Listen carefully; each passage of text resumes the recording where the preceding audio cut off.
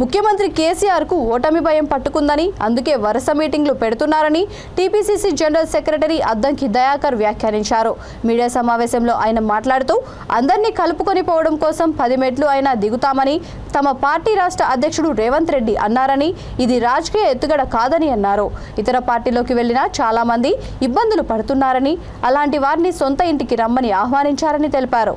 ఇతర పార్టీలోకి వెళ్లిన నాయకులు ఎలాంటి భేషజాలాలకు పోకుండా కాంగ్రెస్ లో మళ్లీ చేరవచ్చునని హితవు పలికారు. రానున్న ఎన్నికల్లో కర్ణాటక ఫలితాలే తెలంగాణలో కూడా వస్తాయని జోసెం చెప్పారు. మిజోరాం కానీ ఎక్కడ ఎన్నికల్లో కూడా దానికి కనుచూపు మేరలో విజయం కనిపించట్లేదు. ఇటువైపు బీఆర్ఎస్ పాతాళంలోకి ఇంకా పోతున్న పరిస్థితి. వాళ్ళ ముఖ్యమంత్రి గెలవనప్పుడు అందరినీ గెలుస్తారు 101 అని చెప్పి ఆయన అబద్ధాలు చెప్తున్నాడు. అంటూనే ఉన్నాడు. మళ్ళీ కర్ణాటక తర్వాత ఇమ్మీడియట్గా వరుస మీటింగ్లు, ముఖ్య నేతల మీటింగ్లు, క్యాబినెట్ మీటింగ్లు, బీసీ డిక్లరేషను, ఇక వచ్చిన మళ్ళీ పథకాలన్నీ కూడా మన బీజేపీ కాక 10 రోజుల్లో మొత్తం ఉన్న స్టోరీలన్నీ ఎట్లా కేరళ నడిపిండో, అదే కేరళ స్టోరీ అని ఎట్లా నడిపిండో అదేవిధంగా ఇప్పుడు కేసీఆర్ కూడా మళ్ళా దళిత బంధు, రైతు బంధు, బీసీ బంధు, ఆ బంధు, ఈ బంధు అని అన్ని కూడా ఇక కొంచెం పొలిటికల్ డ్రామాలకు తెరలేపుతాడు. ఏ పరిస్థితుల్లో కూడా ఇక్కడ బీఆర్ఎస్ వచ్చే పరిస్థితి లేదు, బీజేపీ అసలు లేచే పరిస్థితుల్లోనే లేదు. కాబట్టే ఇలా ఎంతో కష్టపడ్డారు పార్టీ కొరకు అని చెప్పి గతంలో ఉన్న మీకు ఆహ్వానం ఉంది.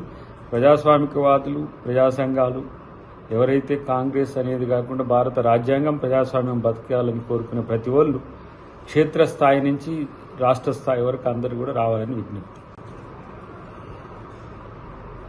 సొంత ఇంటి మీద అలిగి పరాయి ఇంట్లో ఏమో దొరుకుతుందని పోయిండ్రు.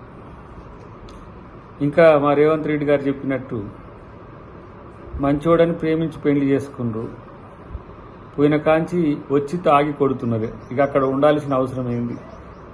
మీ రాజకీయ జీవితం చాలా అవసరం మీకు. ఏ విధంగా పుట్టింటికి రా అని ఇలా ఆహ్వానిస్తారో ఆ స్థితిలో రేవంత్ రెడ్డి గారు ఇచ్చిన ఆహ్వానాన్ని తీసుకొని రావాలనేది మా యొక్క ఆలోచన. రాకపోతే ఏదో కొద్దిగా ఇక్కడ పడిపోతుందనే ఉద్దేశం ఏం కాదు. కాకపోతే అక్కడ ఉండి అవమానాలు ఎదుర్కోవడం ఎందుకనేది చాలామంది బీఆర్ఎస్లో ఉన్న నాయకులు కూడా కాంగ్రెస్లోకి రావాలని చూస్తున్నారు. సమయం వచ్చినప్పుడు వచ్చే అవకాశం కూడా ఉన్నది. ఎందుకంటే ముఖ్యమంత్రి నేరుగా ఇలా 31% ఓట్లకు దిగదారి గజ్వేల్లోనే ఓడిపోయే పరిస్థితి ఉన్నది. ఆయనే గెలుస్తలేడు, ఇక మిమ్మల్ని ఇంకా గెలిపించేది ఎవరు?